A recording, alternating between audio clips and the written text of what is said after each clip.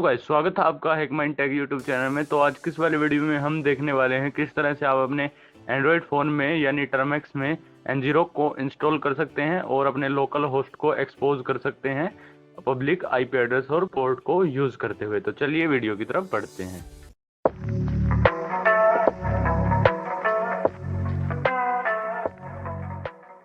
तो सबसे पहले हमें ज़रूरत पड़ेगी ngrok की फाइल की जिसको कि हम टर्मेक्स में इंस्टॉल करेंगे। तो उसके लिए आप अपना कोई भी ब्राउज़र ओपन कर सकते हैं। मैंने क्रोम को ओपन कर लिया है। ब्राउज़र ओपन करने के बाद आपको ngrok सर्च करके ngrok की वेबसाइट पर आ जाना है। ये देखिए मैं ngrok की वेबसाइट पे आ चुका हूँ।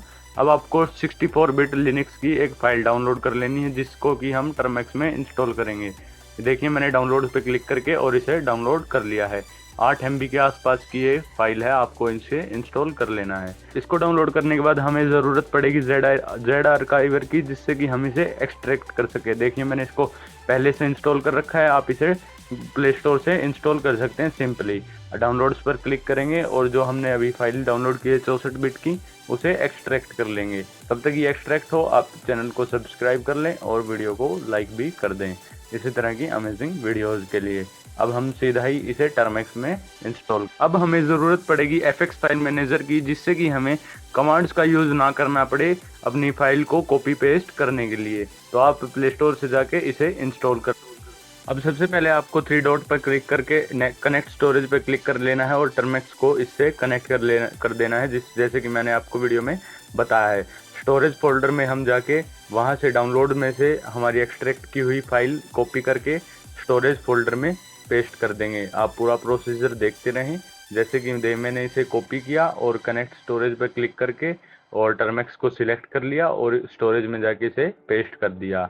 इससे क्या होगा, हमारी जो फाइल है टर्मेक्स में पहुंच जाएगी। उससे पहले अगर आपको कनेक्ट करने के बाद टर्मेक्स को ना दिखाए तो आप टर्मेक्स को ओपन करके टर्मेक्स सेटअप स्टोरेज की कमांड लगा दें और उसे स्टोरेज की परमिशन दे दें। अब सिंपली हम क्या करेंगे, टर्मेक्स को ओपन करेंगे। टर्मेक्स को ओपन करने के बाद हमें जहाँ अब हमारी फाइल पेस्ट की थी उस फोल्डर में एंटर करेंगे। cd स्टोरेज कमांड लगा के हम स्टोरेज फोल्डर में एंटर कर जाएंगे और यहाँ देखिए ngrok की फाइल आ चुकी है। अब हम इसे एग्जीक्यूटेबल परमिशन देंगे chmod +77 कमांड से। उसके बाद हम एंटर कर देंगे और फिर अब देखिए chmod +77 ngrok लगा के अब देखिए फाइल जो हमारी ग्रीन कलर की हो चुकी है। अब ये एग्जीक्यूट करने के लिए बिल्कुल तैयार है, लेकिन उससे पहले हमें ज़रूरत पड़ेगी ngrok के टोकन की। अब हम जानेंगे किस तरह से हम ngrok के टोकन को सेट कर सकते हैं। तो टोकन को सेट करने के लिए हमें एक टोकन की ज़रूरत पड़ेगी जो कि हमें ngrok की वेबसाइट पे मिलेगा।